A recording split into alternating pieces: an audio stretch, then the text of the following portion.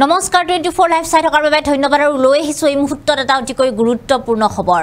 কা আন্দোলনৰ 5 শহীদক হত্যা কৰিছে অসম আৰক্ষী আৰু বিজেপি এনেদৰে মন্তব্য প্ৰকাশ কৰিছে অখিল গগৈয়ে কা সন্দৰ্ভত মুখ্যমন্ত্ৰী ডক্টৰ হিমন্ত বিশ্ব শৰ্মাই যি মন্তব্য কৰিছিলে সেই মন্তব্যৰ এতিয়া মন্তব্যৰ পিছত উঠি পৰি লাগিছে অখিল গগৈ আৰু অখিল গগৈ এতিয়া হুংকাৰ প্ৰদান কৰিছে মুখ্যমন্ত্ৰী ডক্টৰ হিমন্ত বিশ্ব শৰ্মাৰ মন্তব্যৰ পিছতে চৰকাৰে শীঘ্ৰে কা বাতিল কৰিব লাগে আৰু অসম জাতীয় পৰিষদৰ সদস্য লুৰিন জ্যোতিয়ে কা আন্দোলনৰ 5 শহীদক হত্যা কৰা নাই হত্যা কৰিছে কেৱল মাথো অসম আৰক্ষী আৰু বিজেপি এনেদৰে মন্তব্য প্ৰকাশ কৰিছে বিধায়ক অখিল গগৈ আমি জনাই যাম এই মুহূৰ্তত খবিকে খবৰ আমি জনাই আছো এই মুহূৰ্তত এটা গুৰুত্বপূৰ্ণ খবৰ কা আন্দোলন সন্দৰ্ভত তীব্ৰ প্ৰতিক্ৰিয়া প্ৰকাশ বিধায়ক অখিল গগৈ এতিয়া অখিল গগৈ তীব্ৰ প্ৰতিক্ৰিয়া প্ৰকাশ কৰিছে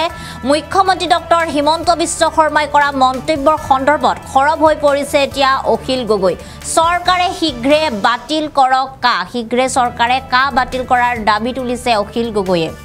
অসম আৰক্ষী আৰু বিজেপিয়ে 5 শহীদক হত্যা কৰিছে এতিয়া অসম আৰক্ষী আৰু বিজেপিয়ে 5 শহীদক হত্যা কৰা বুলি মন্তব্য কৰিছে অখিল গগৈ আৰু শহীদৰ পৰিয়ালক ক্ষতিপূৰণ দিব লাগে বুলি দাবী তুলিছে চৰকাৰে আৰু দাবী তুলিছে অখিল গগৈয়ে চৰকাৰে ক্ষতিপূৰণ দিব লাগে বুলি আৰু কাৰ জৰিয়তে বিদেশীক নাগৰিকত্ব নিদিয়ে তেন্তে এই আইন কিয় বলবৎ হ'ল বুলি এতিয়া প্ৰশ্ন কৰিছে অখিল গগৈয়ে কাৰ জৰিয়তে 1,70,00,000 হিন্দু বাংলাদেশীয়ে পাব নাগৰিকত্ব 5 শহীদক লৈ বিৰোধী মিত্ৰজোটক দায়ী কৰিছিল মুখ্যমন্ত্ৰীয়ে সেই যি দায়ী কৰিছিলে সেই দায়ী মিছা বুলি কৈছে আৰু নামাজ আদায়ৰ পিছত হুংকাৰ প্ৰদান কৰিছে অখিল গগৈয়ে আমি জনাই আছো এই মুহূৰ্তত এটা অতিকৈ বিশেষ খবৰ কিয়নো এতিয়া কা আন্দোলন সন্দৰ্ভত এবাৰ খৰব হৈ পৰিছে বিধায়ক অখিল গগৈ মুখ্যমন্ত্ৰী ডক্টৰ হিমন্ত বিশ্ব শৰ্মাই কা সন্দৰ্ভত যি মন্তব্য কৰিছিলে সেই মন্তব্যৰ পিছত এতিয়া নিজৰ প্ৰতিক্ৰিয়া প্ৰকাশ কৰিছে বিধায়ক অখিল গগৈ আজি যেহেতু পবিত্ৰ ঈদ উল ফিতৰ আৰু পবিত্ৰ ঈদৰ নামাজৰ আদায় কৰাৰ পিছত এনেদৰে নিজৰ মন্তব্য প্ৰকাশ কৰিছে বিধায়ক অখিল গগৈয়ে অসম আৰক্ষী আৰু বিজেপিয়ে লোক লাগি হত্যা কৰিছে কা আন্দোলনৰ 5 শহীদক এনে ধৰণৰ এক ডাঙৰ মন্তব্য প্ৰদান কৰিছে বিধায়ক অখিল গগৈ আৰু তাৰ বাবদ এতিয়া শহীদৰ পৰিয়ালক চৰকাৰে ক্ষতিপূৰণ দিব লাগিব এনে ধৰণৰ মন্তব্য কৰিছে বিধায়ক অখিল গগৈয়ে যদি কাৰ জৰিয়তে বিদেশীক নাগৰিকত্ব নিদিয়ে তেনেহলে এই আইন কিয় বলবৎ কৰা হ'ল এই আইন কিয় প্ৰণয়ন কৰা হ'ল এনে ধৰণৰ প্ৰশ্ন তুলিছে এতিয়া বিধায়ক অখিল গগৈয়ে শাসনাধীন চৰকাৰক যেটো মুখ্যমন্ত্ৰী ডক্টৰ হিমন্ত বিশ্ব শৰ্মাই কা সন্দৰ্ভত নিজৰ প্ৰতিক্ৰিয়া কৈছিলে নিজৰ মন্তব্য প্ৰকাশ কৰিছিল আৰু তাৰ পিছত এতিয়া বিধায়ক অখিল গগৈয়ে নিজৰ ফালৰ মন্তব্য দাঙি ধৰিছে কাৰ জৰিয়তে 1,70,00,000 বাংলাদেশীয়ে পাব নাগৰিকত্ব পাব বাংলাদেশীসকলে আৰু তাৰ পিছত মুখ্যমন্ত্ৰীয়ে যি নাগৰিকত্ব নাপায় বুলি কৈছিলে হিন্দু বাংলাদেশীয়ে কিন্তু এতিয়া কোৱা হৈছে যে কাৰ জৰিয়তে 1,70,00,000 হিন্দু বাংলাদেশীয়ে নাগৰিকত্ব পাব বুলি অখিল গগৈয়ে কৈছে আৰু 5 শহীদক লৈ বিৰোধী মিত্ৰজোটক দায়ী কৰিছিলে অসম জাতীয় পৰিষদৰ লুৰিন জ্যোতিক দায়ী কৰিছিলে যে লুৰিন জ্যোতি গগৈ নেতৃত্বত 5 শহীদৰ মৃত্যু হৈছিলে অসমত আন্দোলন কৰি 5 শহীদক মৃত্যু কৰিছিলে এনে ধৰণৰ মন্তব্য কৰিছিলে মুখ্যমন্ত্ৰীয়ে কিন্তু তাৰ পিছত অখিল গগৈয়ে কৈছে যে 5 শহীদক লৈ বিৰোধী মিত্ৰজোটক যি দায়ী কৰিছিলে লুৰিন জ্যোতিৰ নেতৃত্বত যি 5 শহীদৰ মৃত্যু হৈছিলে সেই সকলো কথা মিছা বুলি কৈছে আৰু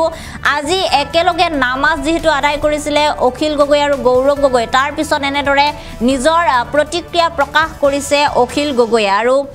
এতিয়া ক্ষতিপূৰণ দিব লাগিব বুলি কৈছে চৰকাৰে ক্ষতিপূৰণ দিব লাগিব বুলি কৈছে আৰু বিদেশীক যদি নাগৰিকত্ব নিদিয়ে বিদেশীক যদি নাগৰিকত্ব দিয়াই নহয় তেনেহলে কিয় এই আইনখন বলবৎ কৰা হ'ল কিয় কাখন অসমতো লাগু কৰা হ'ল এনে ধৰণৰ মন্তব্য কৰিছে এতিয়া অখিল গগৈ আৰু এই মুহূৰ্তত আমাৰ হাতত অখিল গগৈ মন্তব্য আছে তেওঁ কি কৈছিল আমি আপোনালোকক শুনাইছো